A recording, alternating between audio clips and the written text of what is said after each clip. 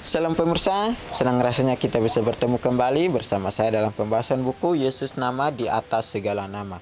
Buku ini ditulis oleh Nyonya Ellen G. White. Dalam tulisan lain, Yesus adalah Alfa dan Omega, pencipta langit dan bumi, pemberi setiap pemberian yang baik dan sempurna, dan pemikul beban besar kita.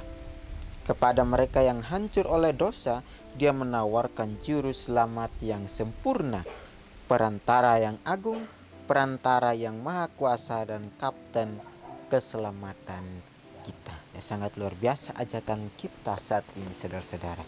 Bila kita butuh seseorang untuk membawa kita kepada keselamatan, membawa kita kepada jalan yang benar, maka Dia mengajakkan kita atau menawarkan kita kepada juru selamat yang sempurna, yaitu Yesus Kristus. Untuk itu biarlah kita selalu datang kepada Tuhan, meminta akan setiap tunjukan daripada Dia, sehingga kita bisa menjalani hari-hari kita dengan penuh sukacita, menjalani hari kita dengan penuh semangat untuk melakukan yang terbaik, untuk membawa kita kepada jalan yang benar. Kita akan masuk dalam pembahasannya dengan judul Penganjur dalam Takhta Allah. Ayat intinya terdapat dalam Roma 8 ayat 38. Kristus Yesus yang telah mati, bahkan lebih lagi yang telah bangkit, yang juga duduk di sebelah kanan Allah, yang malah menjadi pembela bagi kita. Ketika murid-murid pulang dari Bukit Zaitun ke Yerusalem, orang-orang melihat kepada mereka, mengharapkan untuk melihat pada wajah mereka pernyataan kesusahan, kekacauan, dan kekalahan. Tetapi mereka melihat di sana wajah kesenangan dan kemenangan. Murid-murid tidak bersusah atas harapan mereka yang dikecewakan. Mereka telah melihat juru selamat yang telah bangkit, dan perkataan perjanjian perpisahannya tetap bergema di telinga mereka. Jadi ketika murid-murid pulang dari Bukit Zaitun ke Yerusalem, orang-orang melihat mereka, mengharapkan mereka melihat pada wajah mereka atas pernyataan kesusahan, kekecewaan, dan kekalahan. Tetapi mereka melihat di sana wajah kesenangan dan kemenangan. Murid-murid tidak bersusah atas harapan mereka yang dikecewakan.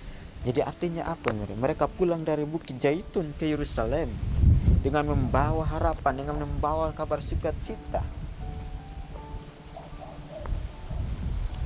Mereka melihat wajah mereka senang, mereka telah menang.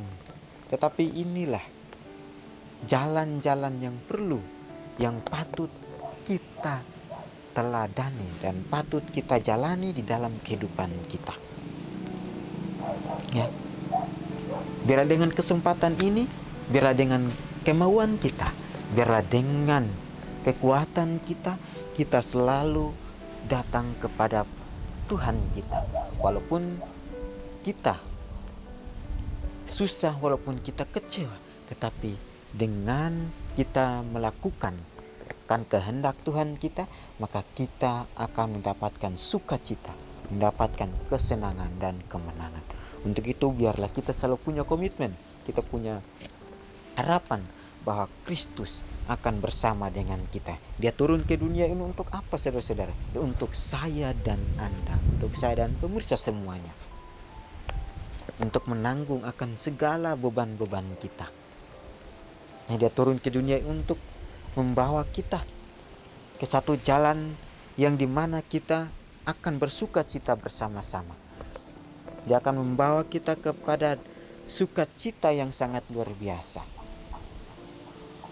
Inilah yang menjadi akan harapan kita, bahwa Kristus telah bangkit untuk kita, malah menjadi pembela bagi kita, saudara-saudara. Jadi sini dikatakan mereka telah melihat juru selamat yang telah bangkit, dan perkataan perjanjian perpisahannya tetap bergema di telinga mereka. Mereka telah melihat Yesus bangkit dan hidup, dan perkataan itu tetap ada di dalam pikiran mereka, hati mereka, dan telinga mereka. Mereka terus mau percaya kepada Tuhan. Mereka terus mengikuti akan langkah-langkah Kristus, mengikuti akan tabiat Kristus itu. Dalam penurutan kepada perintah Kristus, mereka menunggu di Yerusalem untuk janji Bapa, kecurahan Roh Kudus. Mereka tidak menunggu dengan sia-sia. Catatan mengatakan bahwa mereka senantiasa berada di dalam bait Allah dan memuliakan Allah. Lukas 24 ayat 53. Mereka juga sama-sama mempersatukan permohonan mereka kepada Bapa dalam nama Yesus. Mereka tahu bahwa mereka mempunyai wakil dalam surga, seorang penganjur dalam takhta Allah. Dalam perasaan yang penuh hikmat mereka bertelut dalam doa, mengulangi jaminan, sesungguhnya segala sesuatu yang kamu minta kepada Bapa akan diberikannya kepadamu dalam namaku. Sampai sekarang kamu belum meminta sesuatu pun dalam namaku. Mintalah maka kamu akan menerima, supaya penuhlah sukacitamu. Yohanes 16 ayat 23-24. Lebih tinggi dan tetap lebih tinggi, mereka menunjang tangan iman dengan alasan yang berkuasa, Kristus Yesus yang telah mati, bahkan lebih lagi yang telah bangkit, yang juga duduk di sebelah kanan Allah, yang malah menjadi pembela bagi kita. Roma 8 ayat 38. Dalam penurutan kepada perintah Kristus, mereka menunggu di Yerusalem untuk apa, saudara-saudara? Untuk janji Bapa, kecurahan Roh Kudus. Inilah yang mereka tunggu-tunggu. Mereka menantikan akan kecurahan Roh Kudus itu, mereka menantikan akan kemenangan itu. Mereka menantikan akan hidup yang baru. Nah, di sini dikatakan bahwa mereka menunggu di dalam bait suci sampai mereka mau menerima kecurahan Roh Kudus dari Bapa. Ini sangat penting di dalam kehidupan kita, bahwa kecurahan Roh Kudus itu sangat berharga bagi kita, saudara-saudara. Kecurahan Roh Kudus itu yang membawa kita dapat mempertemukan kita dengan Tuhan, dan Tuhan membawa kita mempertemukannya dengan Kristus, dengan Bapa. Mari kita gunakan kesempatan ini. Kita gunakan waktu yang Tuhan berikan di dalam kehidupan kita, bahwa mereka juga sama-sama mempersatukan permohonan mereka kepada Bapa dalam nama Yesus. Mereka tahu bahwa mereka mempunyai wakil dalam surga, seorang penganjur dalam takhta Allah. Mereka tahu bahwa Yesus adalah wakil surga mereka.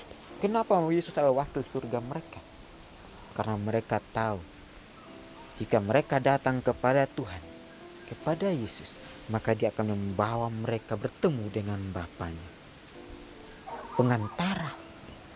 Ya, Yesus adalah pengantara kita, wakil kita. Untuk apa yang kita minta, apa yang kita ingin, untuk kita mau berjalan bersama-sama, lakukan kehendaknya, pasti Dia akan melakukan itu. Dia akan membawa setiap doa-doa ini kepada Bapa di surga. Ya, di sini juga dikatakan tadi bahwa mereka juga sama-sama mempersatukan permohonan mereka kepada Bapa dalam nama Yesus. Mereka bersatu menaikkan permohonan mereka, menaikkan akan syukur mereka, untuk mereka dapat melihat, mereka dapat hidup bersama-sama, mereka dapat menyaksikan kasih Bapa di dalam kehidupan mereka.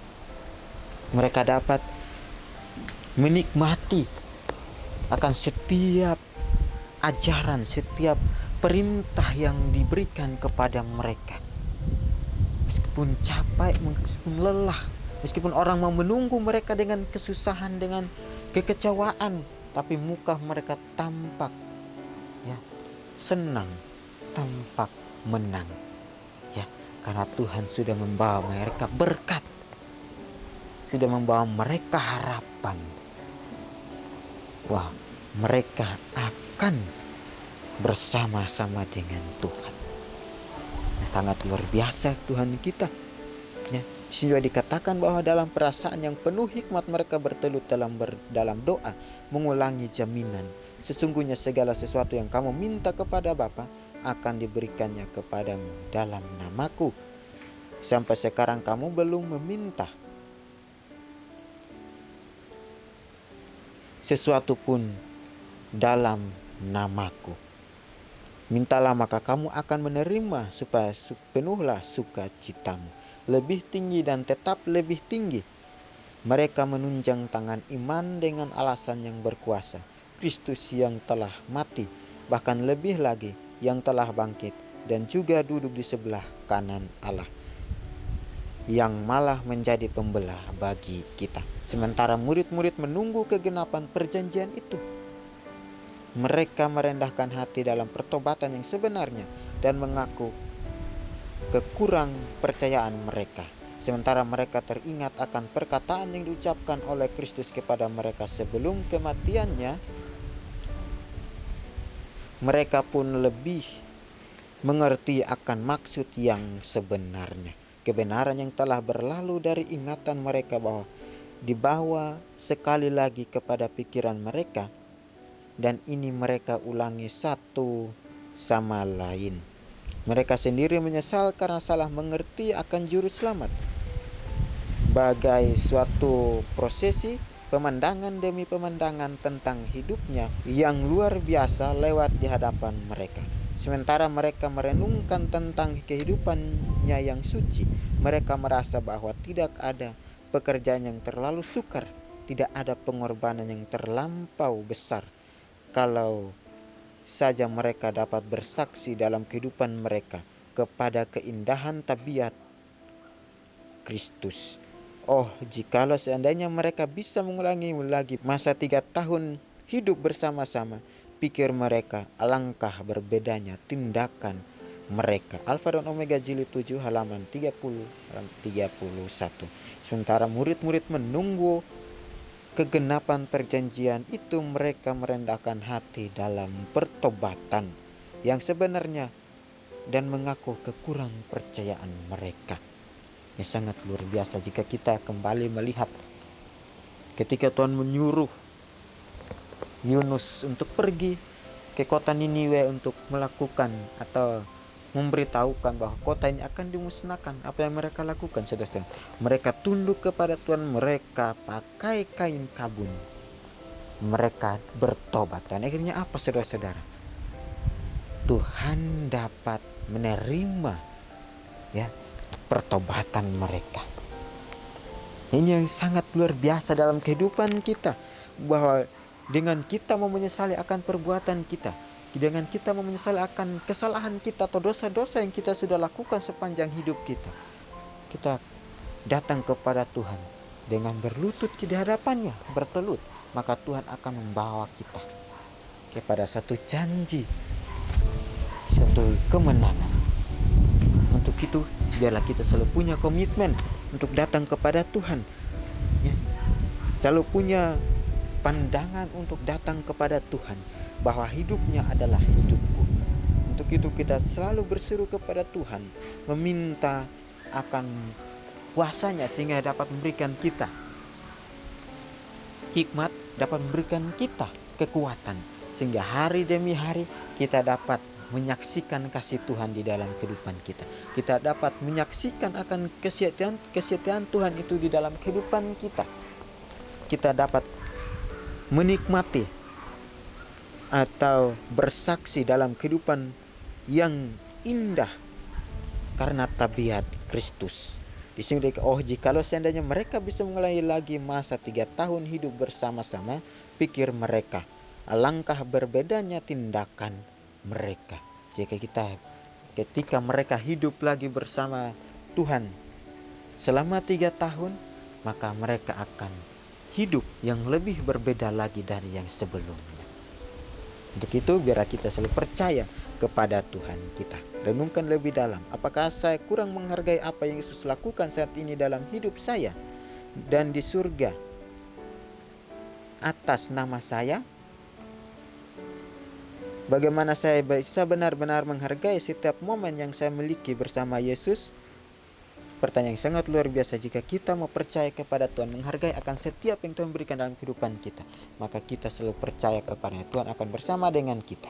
Dan biarlah dengan kesempatan ini dan firman ini dapat membawa kita kepada satu jalan yang penuh sukacita. Kita akan berjumpa lagi di kesempatan yang berikutnya dan Tuhan memberkati.